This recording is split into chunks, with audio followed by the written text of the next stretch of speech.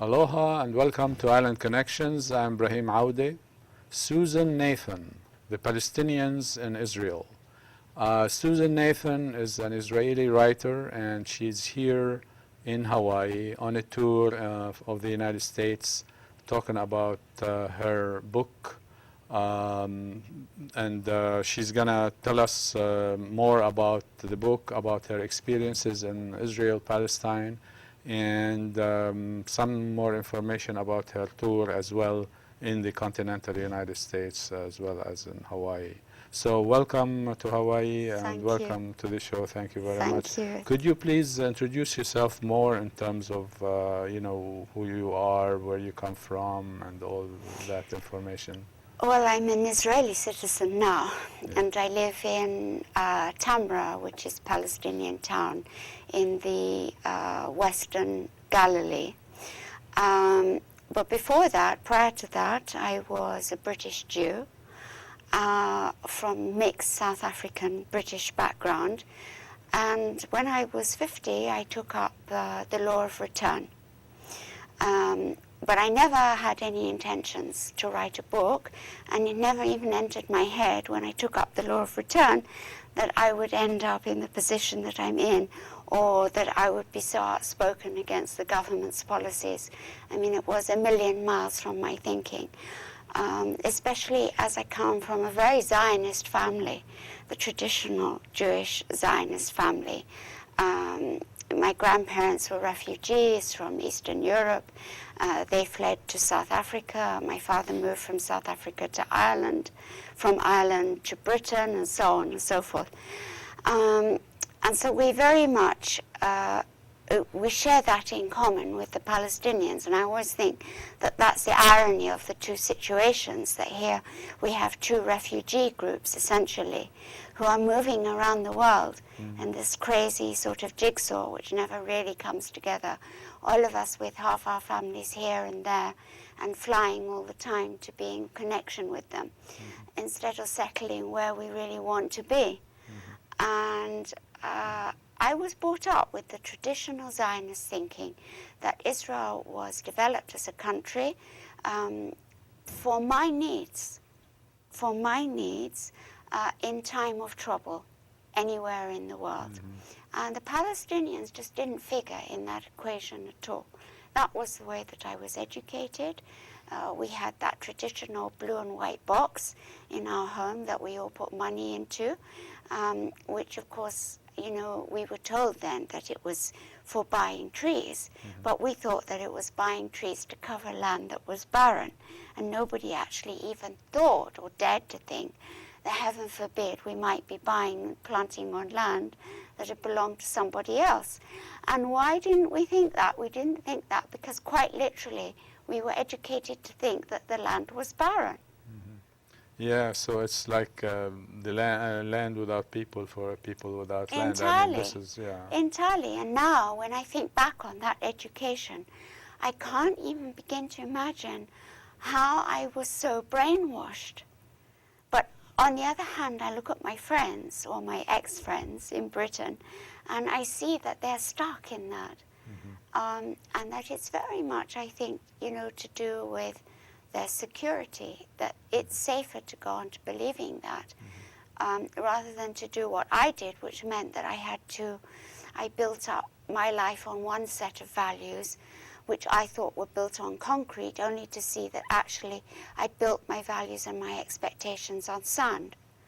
And when I arrived in Israel over a period of 2 years, I saw the sandcastles collapse. And in fact, 7 years later, I've been 10 years in Israel now, but 7 years living in the Arab world. And I don't think there are any more sandcastles left to collapse. And you pay a price for that. I mean, I don't want to pretend to the world that it was an easy transition. It was not an easy transition. It seems now like it was very easy because the Arab world is my home. And in fact, I'm much more comfortable in the Arab world, in the Islamic world, than I am in the Western world. And why is that? That's because I see the similarities between Judaism and Islam.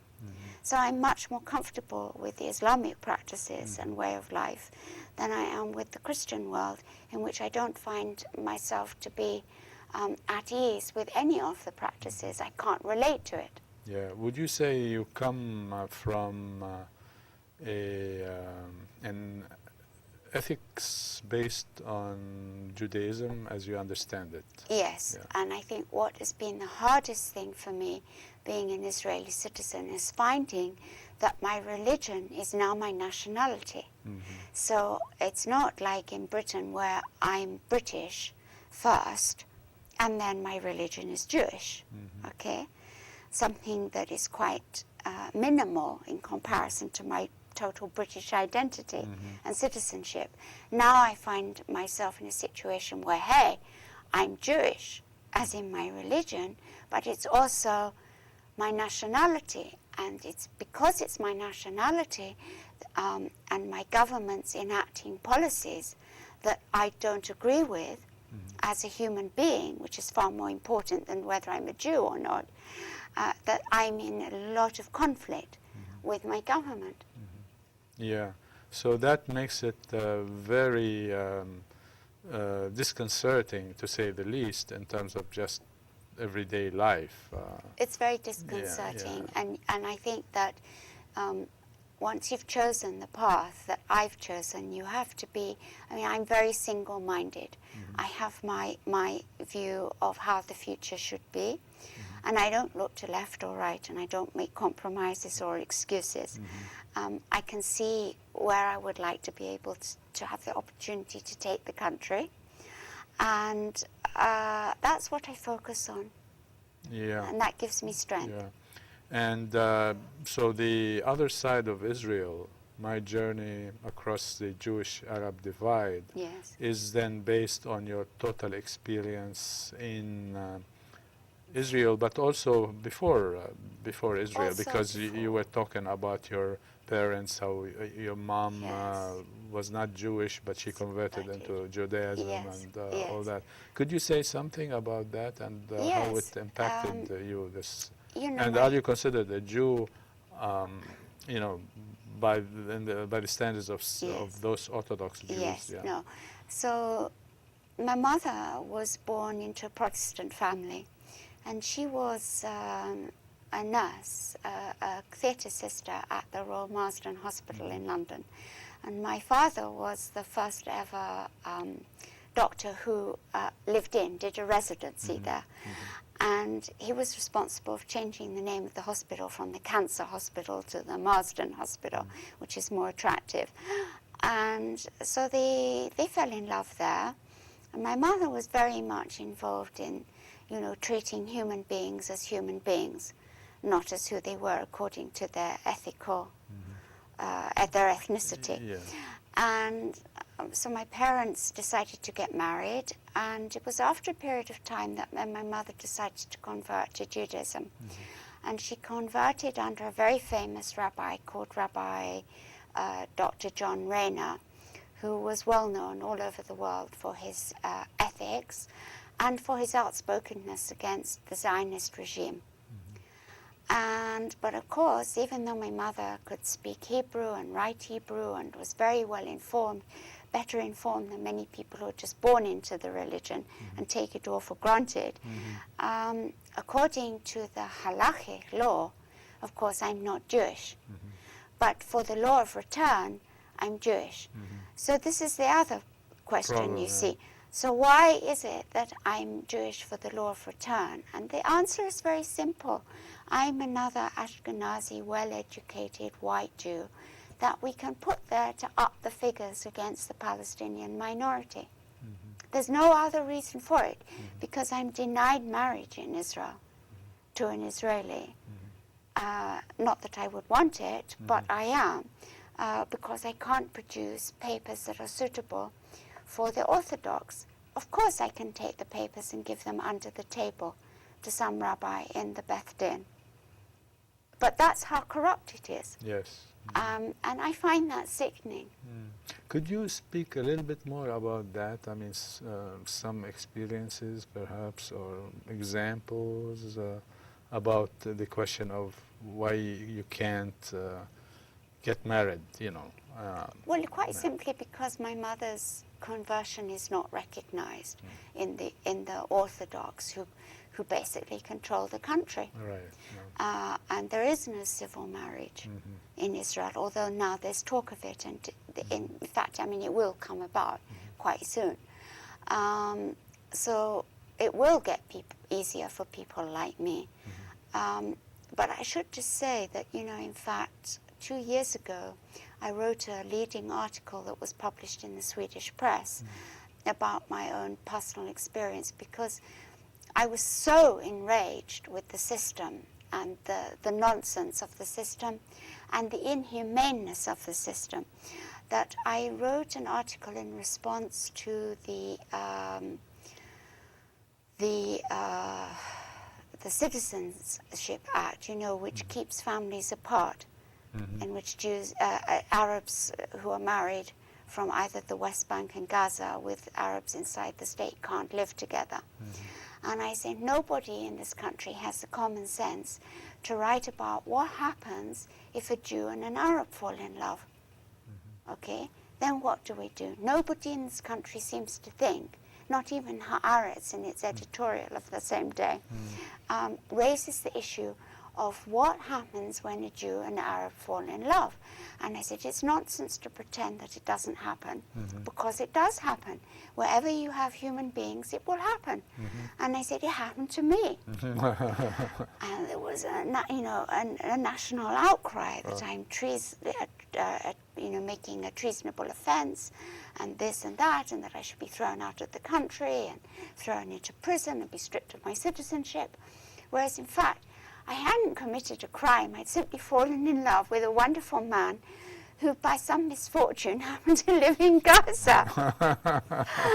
And it was tragic because he tried repeatedly to have permission to be in Israel, and I tried repeatedly to have permission to be in Gaza. And basically I was told if I went to Gaza, under no circumstances would I have access again to Israel. And I need very special medical care. And they put me in such a watertight situation that I found it impossible. And we both found it impossible. And over a period of time, we had to end the relationship. But I've never got over how angry I am about that. And I don't hide it because I know that it's happening to other people. Yes, yeah.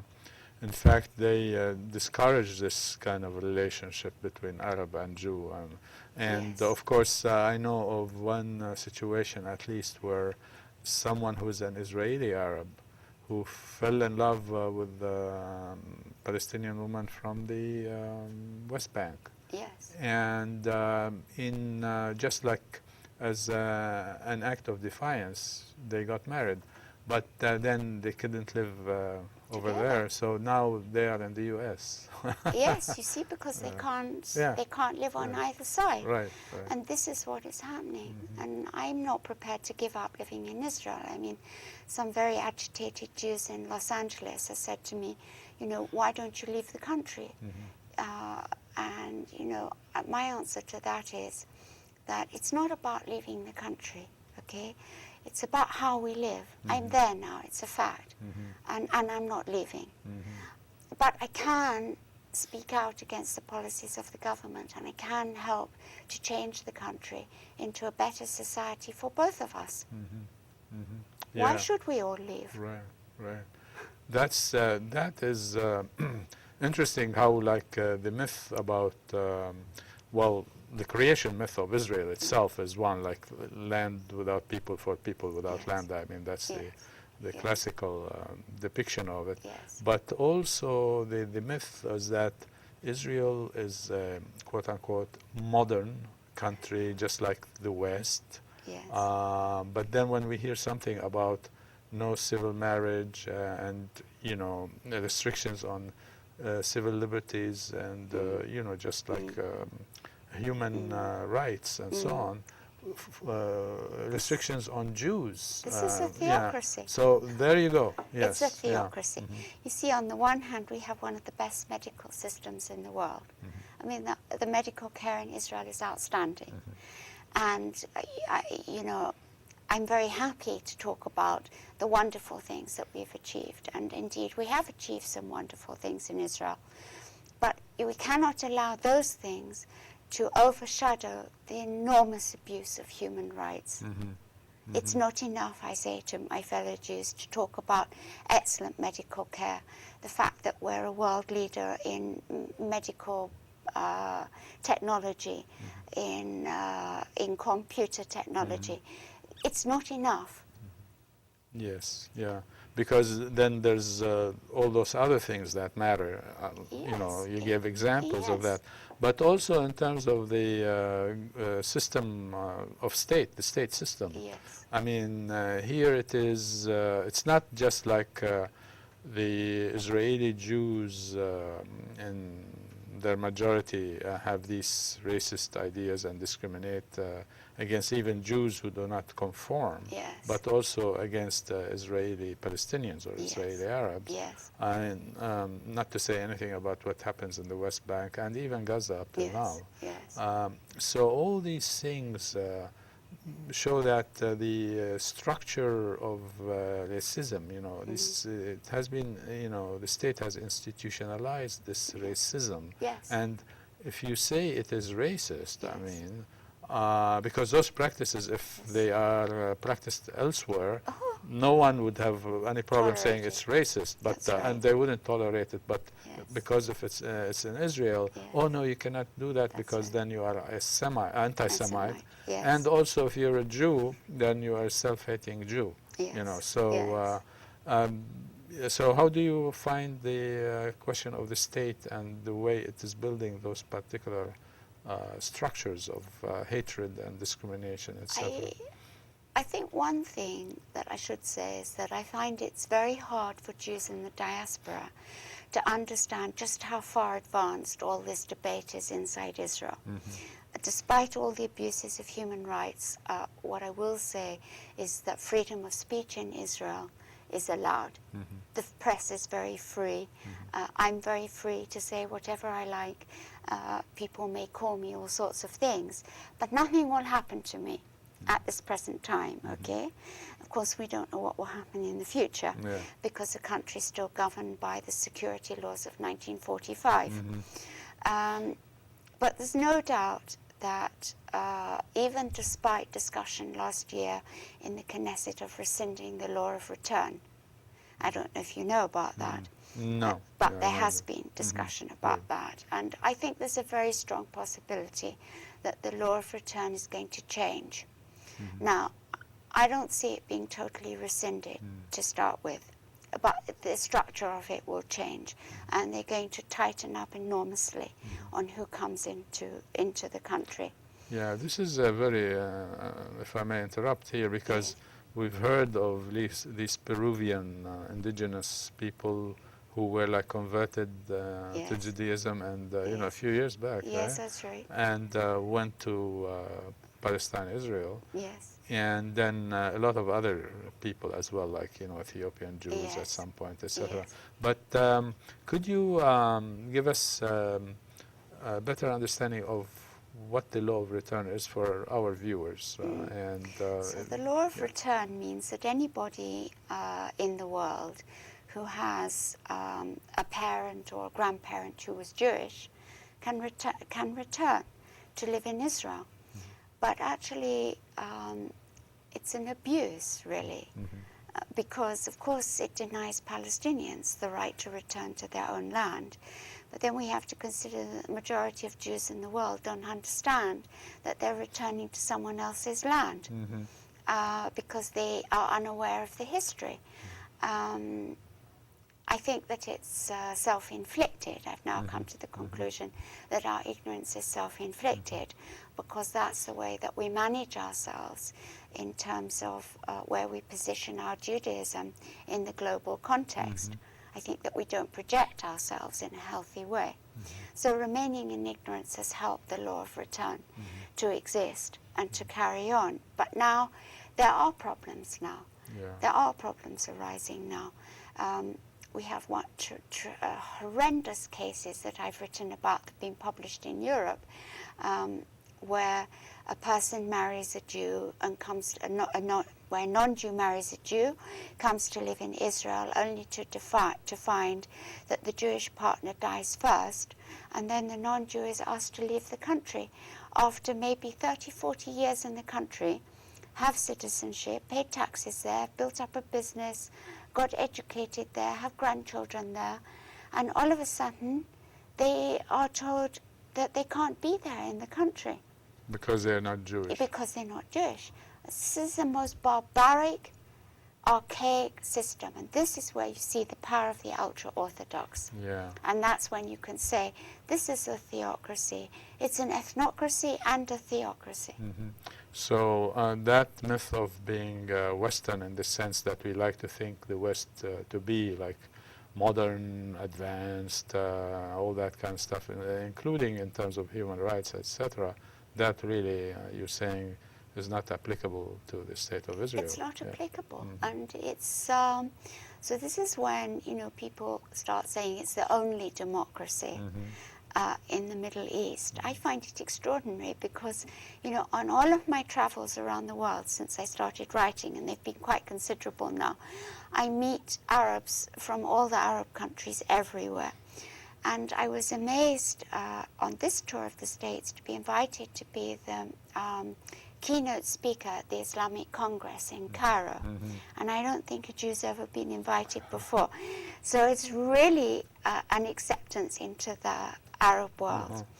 And everywhere I go in the Arab world, the Arabs I have contact with, I find that I'm free to express my views, that nobody dislikes me because I'm a Jew, that I'm invited here and there on my British passport. And I'm starting to think, what is the problem? Even to go to Saudi Arabia, everybody throws up their hands in horror and says, you can't go to a country like that. And I think that is nonsense. So what? Maybe I have to cover in the street.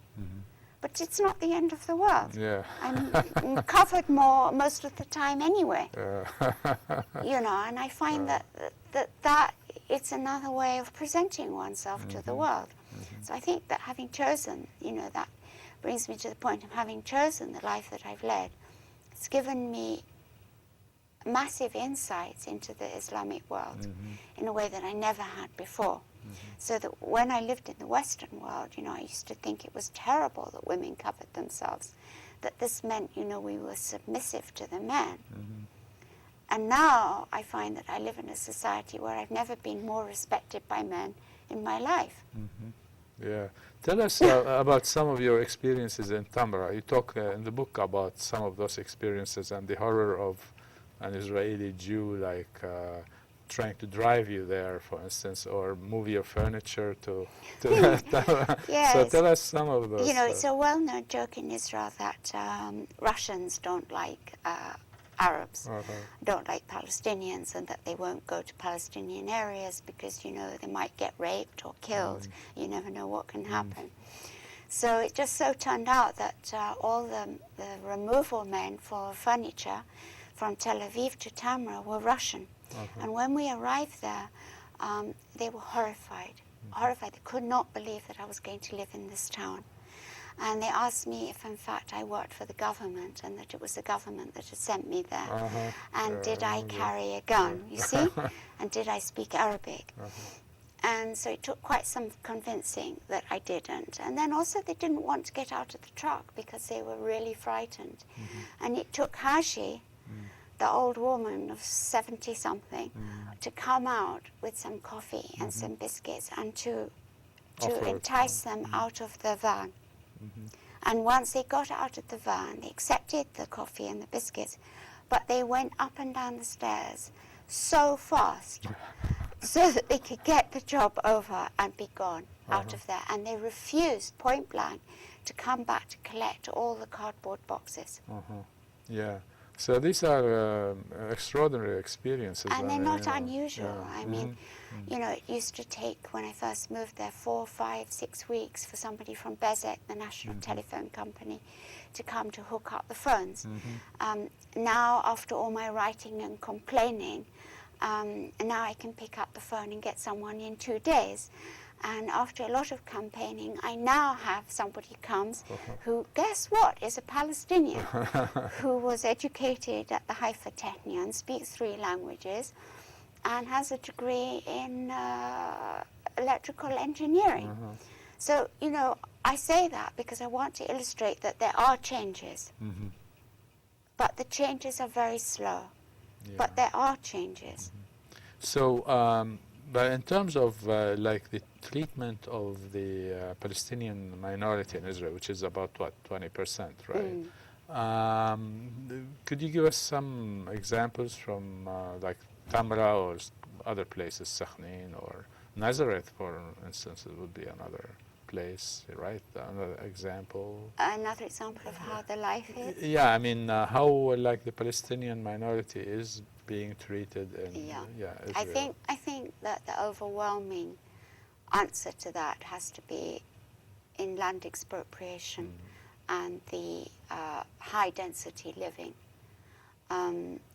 I witnessed something very unpleasant this summer in Tamra, and that is a tremendous amount of quite violent interfamilial fighting that can break out, and I'm talking about physical violence now. When one member of the family has building permission to extend a home, and the other one is so upset about a tiny piece of land that's being taken or used that they will enter into full-scale conflict with the other members and just take whatever bit of land is left.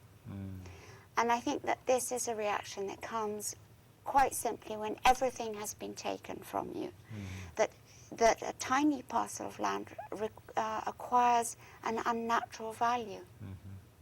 So I think that the way in which we live, I mean, 30,000 people in Tamra on 1,000 dunams of land. I think a dunam is a quarter of an acre. So that's nothing. And yet, you know, our Jewish neighbors in Mitzpah Aviv, on the settlement built on the land from Tamra, are 600 people on 4 times the amount of land.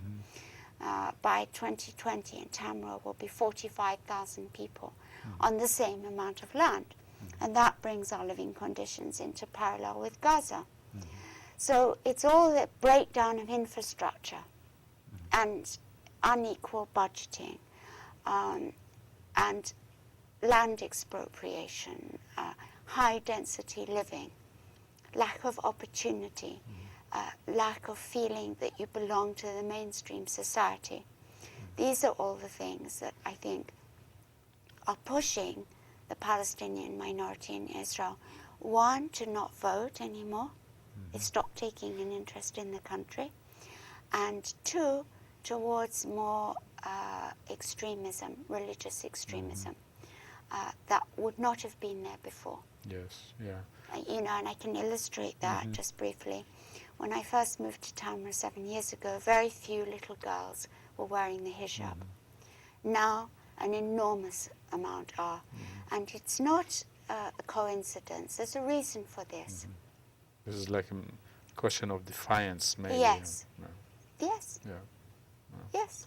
So, yeah, that's like, you know, you resist the resistance, you can imagine it in multiple ways. Yes. This is one of, You know, just now, even while I've been here, we've had this rioting in Akko. And this is a perfect example of everything that I write about exploding over something really quite minor, you see? But it's exploded. And sometimes, you know, the British Embassy in Tel Aviv call me and say, you know, what is the atmosphere in Tamra because this has happened or that's happened? And I always say it's the same thing.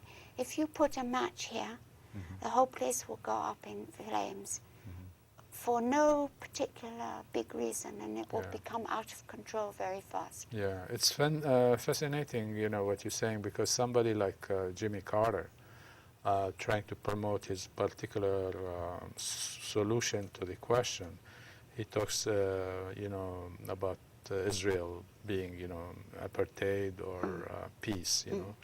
And he says, oh no, I'm not talking about Israel, I'm talking about just the West Bank and the Gaza Strip, Yes. because Israel is a democracy. Yes, I was interviewed about that in the Toronto Star.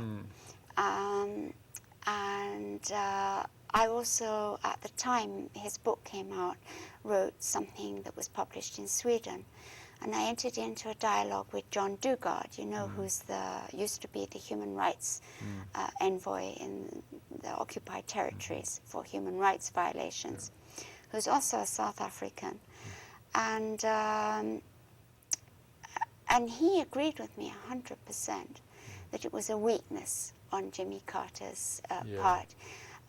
Because I feel that Carter, at his stage in life, with his position and everything he's achieved, he can afford to say that it also applies to Israel. Right.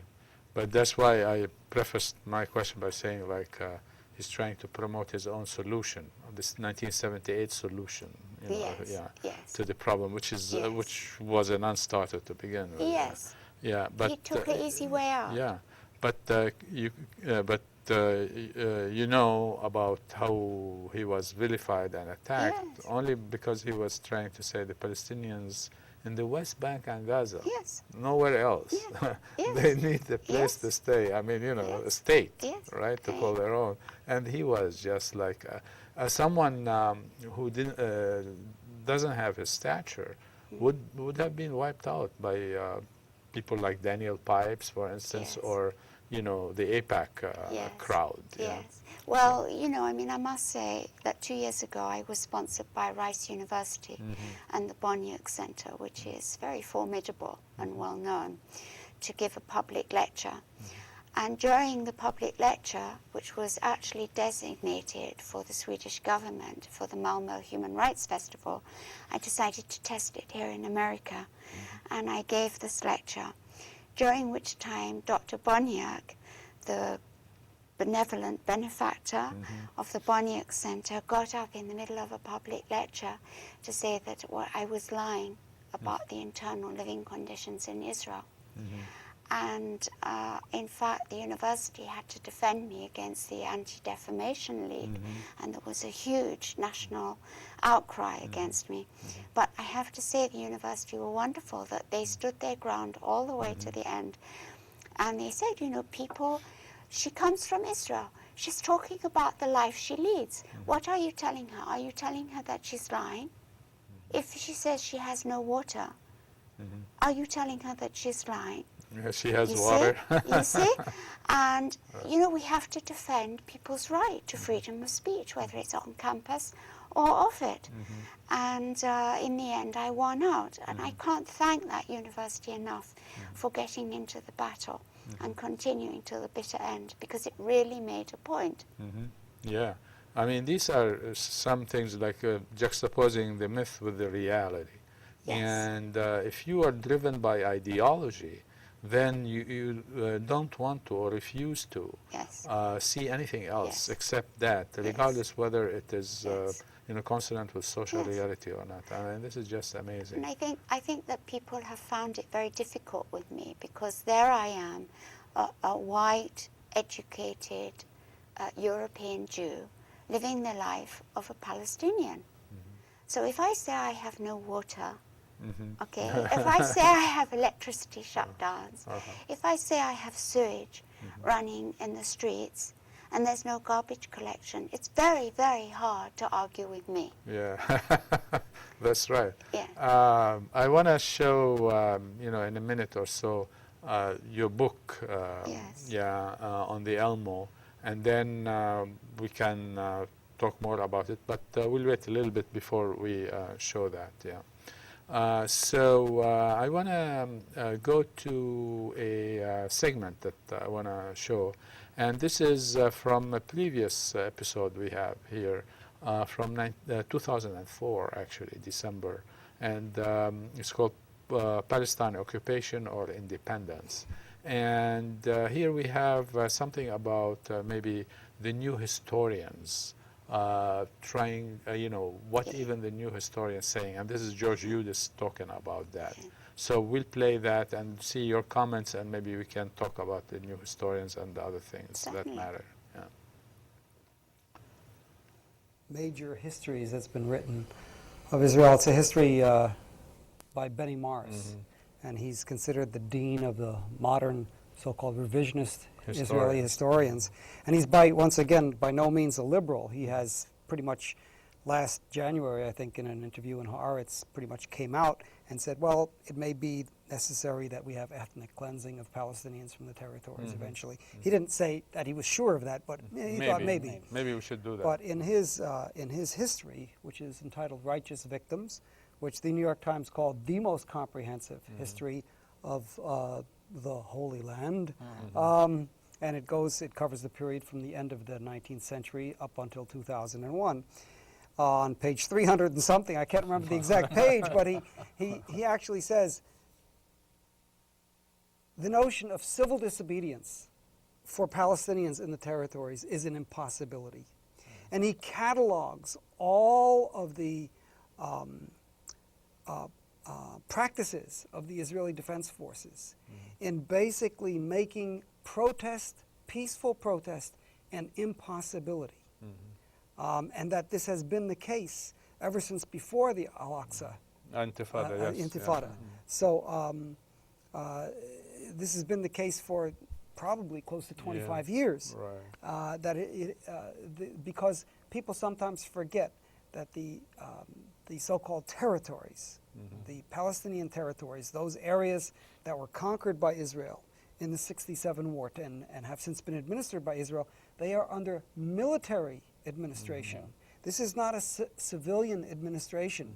This is military rule. There are no rights. And sometimes people are able to get a case up to the Supreme Court of Israel, and sometimes there are some reversals, but then they can't even get the cases enforced by the authorities, because if the army doesn't want to do it, nothing gets done. We should point out, just for our viewers, that the Al-Aqsa Intifada was the second uprising, and it started in September 2000. Yeah, so I just wanted to show you this. I mean, here the new historians talking about, what is the real history of Israel and the experiences, etc., in terms of ethnic cleansing and so on.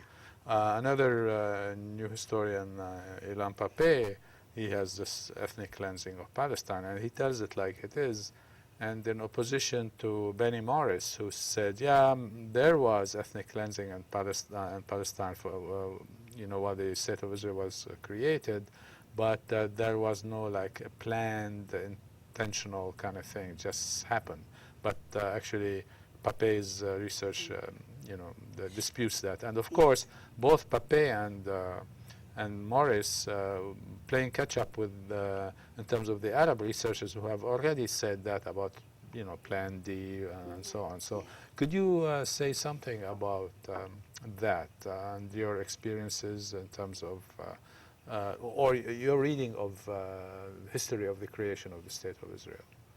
My reading of the history of the State of Israel, and from my experience of living in a Palestinian town and going to see destroyed villages, and in fact the family I'm adopted into are internally displaced refugees, which always seems to me horrific that me as a Jew, I'm living in a country with people who remain to this day internally displaced refugees without compensation.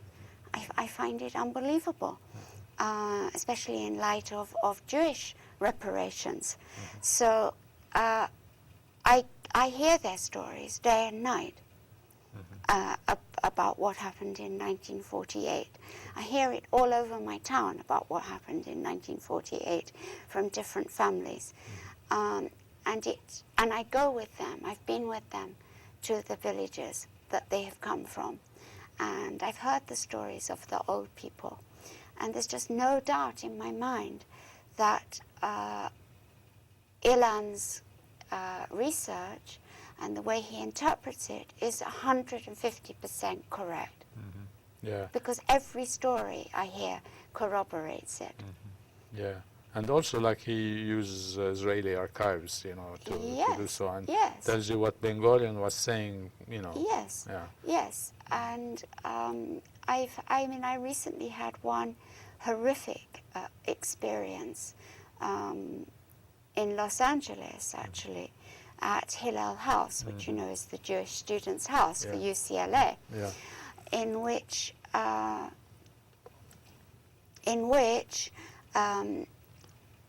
a certain professor of history, when I said in a lecture that Herzl had written in his private diaries that it would be better to spirit the penniless population over the border and to deny them employment in our own country, quote unquote, Yes. right, that when I talked about that, he stood up and said, but that's nonsense and you're taking it out of context. And when he wrote that, he didn't really even know who he was writing about. So I said to him, are you saying to me that even if he wasn't writing about the Palestinians, it doesn't matter what sort of human beings he was writing about? Okay, because that shows us, this is the sort of person that Herzl was. Absolutely. And like it or not, the Zionist ideology is based on that of ethnic cleansing. Right. Yeah. And when I had my book first published in the United States, when it was at the editing stage, I had a phone call from Random House that they would like to remove the word ethnic cleansing and to put the word remove. And I wrote back and said there is a distinct and subtle difference between remove and ethnic cleansing. And ethnic cleansing is the word that you will put. Yes. Because that is what I mean. You stood your ground. Yeah. Yes. Yeah. Oh, I have to, because everything in my everyday life confirms it. Absolutely. In my particular family come from Ein Hod. And I write, I think, very vividly in my book how I struggle to come to terms with the way in which the Israeli tourist site explains it on the web.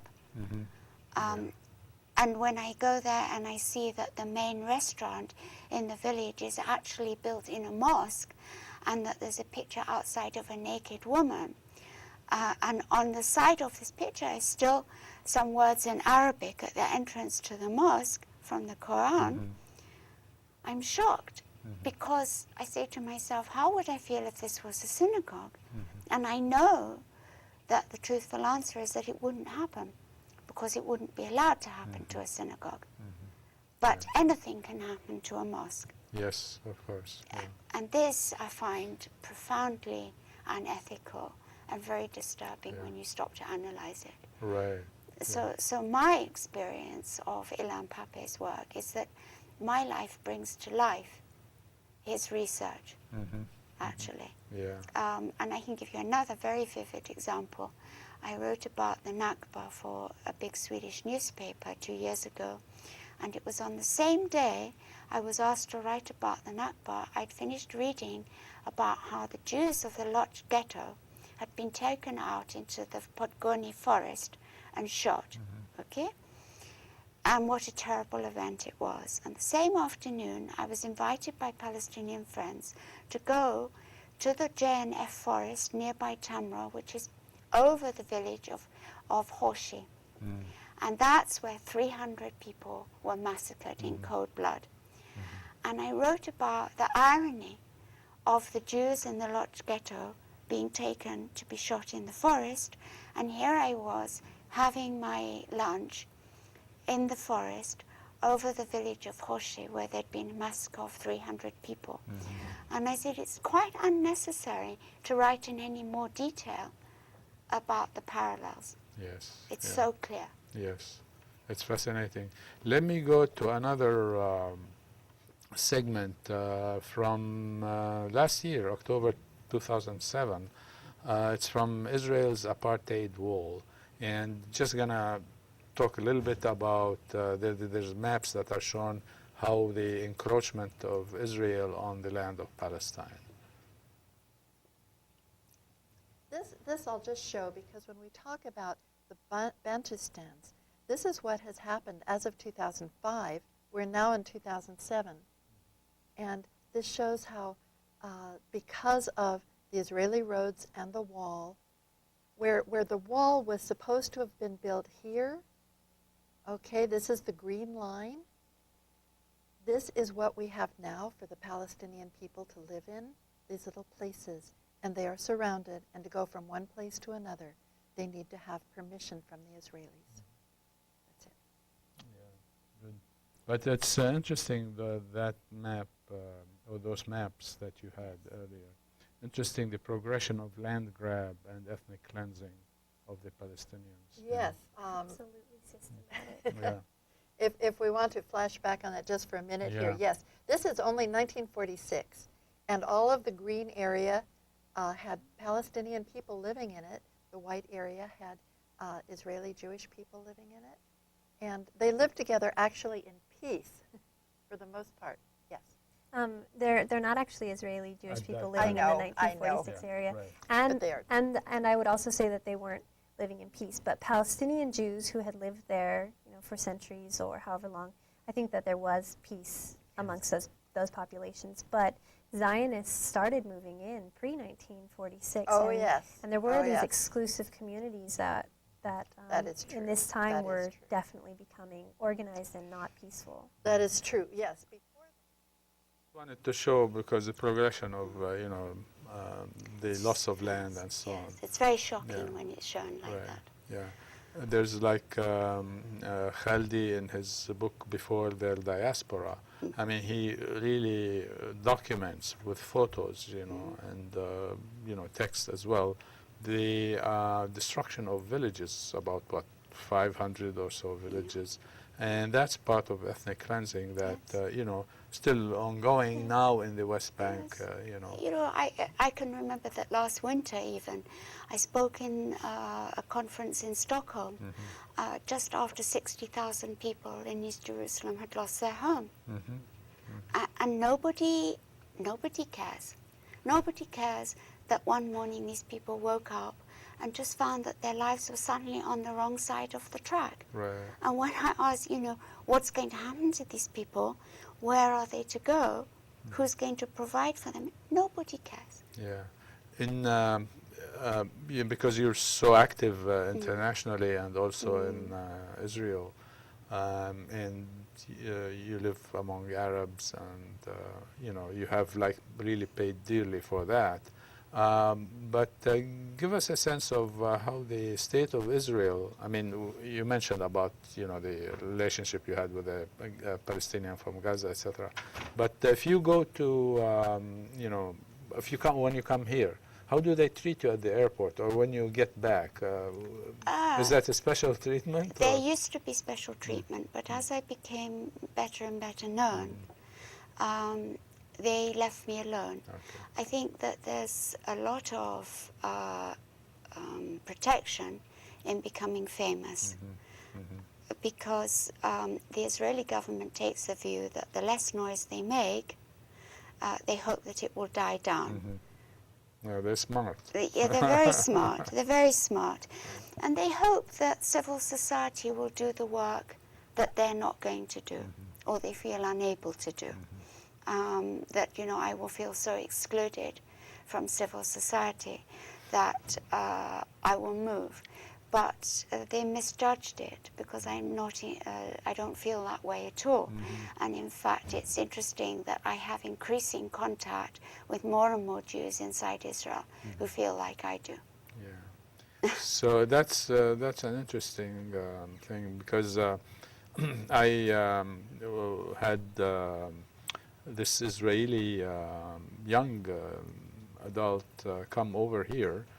He's interesting. He's Canadian originally, but then he took the Aliyah to Israel, and then he came over here. His name is Avi something, and he was debating with himself whether he should go because he was ordered to go back, to the army, whether he should stay in Canada or should go there and refuse to serve and then go to jail. So I don't know what happened with that situation, but there are people of conscience who really from an ethical perspective rooted in Judaism, you know, that they don't want to do these things in the name of Judaism and the Jews all over the world. I always make it clear that the policies of the Israeli government do not speak for me as a human being or as a Jew.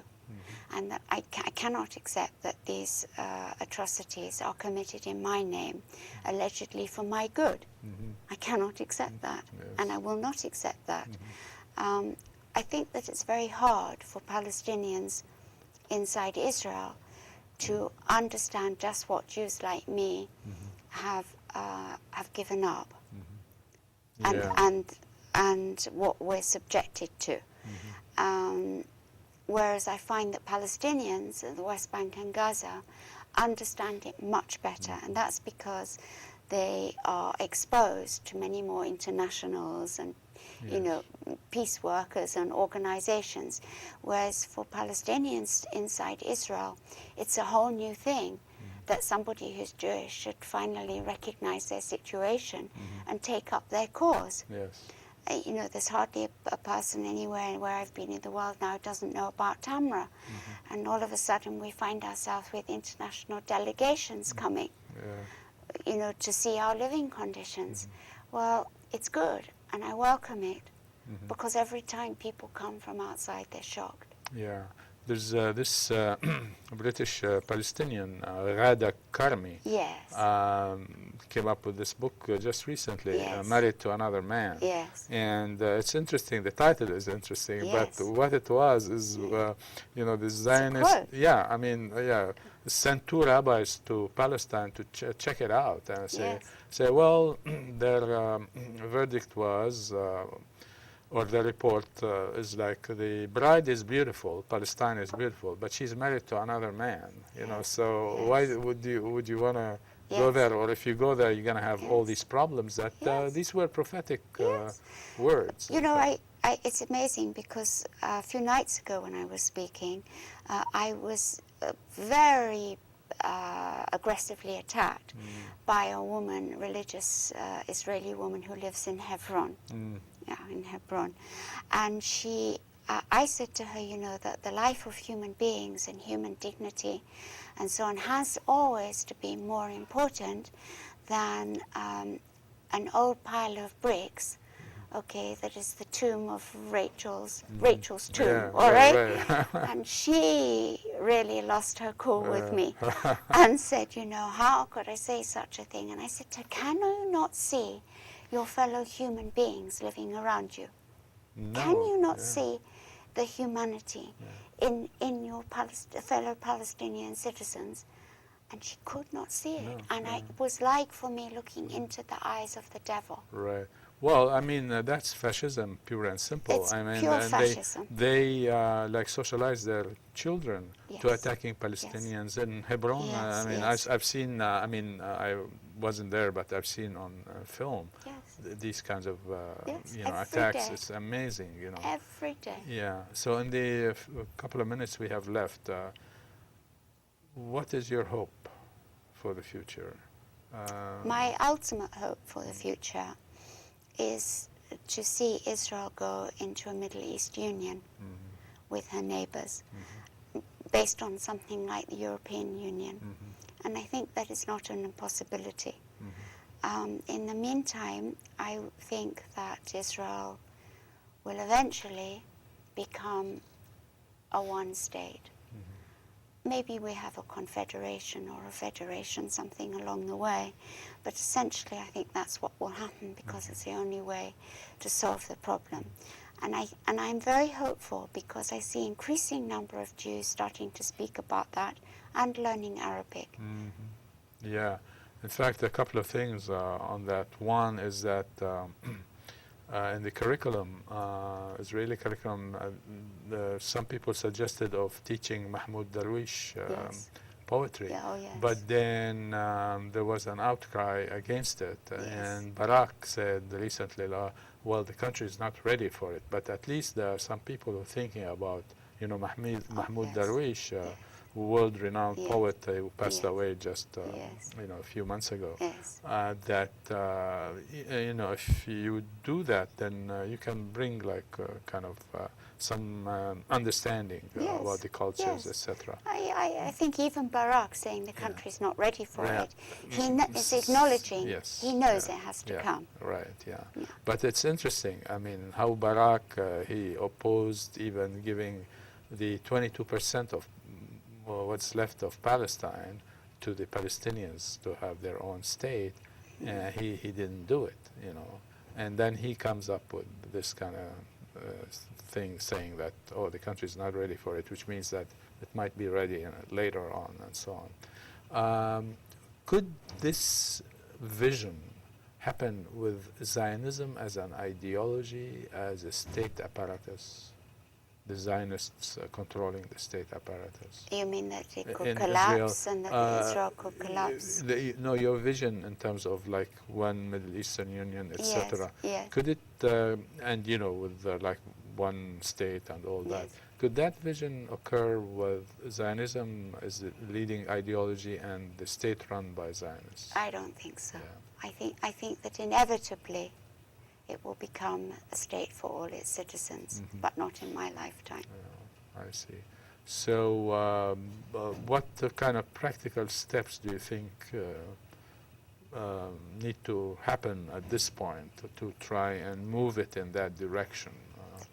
I think it's a tiny step. It's like a tiny drop in the ocean. It's like planting a tiny seed all the time. But it is beginning to happen in terms of education. There is a growing demand now for Jewish and Arab children to be educated together. I think it's vitally important because this is the first step. There are demands now to Arabic to be studied by Jewish children and have to speak it up to university level. So these are all very positive moves, slowly in the right direction. Yeah. The fact that more Jews start to speak Arabic now, partly because they want to watch Al Jazeera, you know, which gives the real news. And I think that there is a slow change in the country. I feel the change from, say, 10 years ago. But do you think that now the majority of Israeli Jews are anti-Palestinian in terms of not giving an inch to the Palestinians? Yes, the majority, yes. They remain like that. Right. But it won't be sorted because the two peoples fall in love with each other. Yeah. It's not going to be like that. It's going to be because there's nowhere else to go. And it has to be. Yeah. So it's rather interesting to listen to you coming from Israel, Palestine, or as I like to say, Palestine where Israel was established. Yes, yes.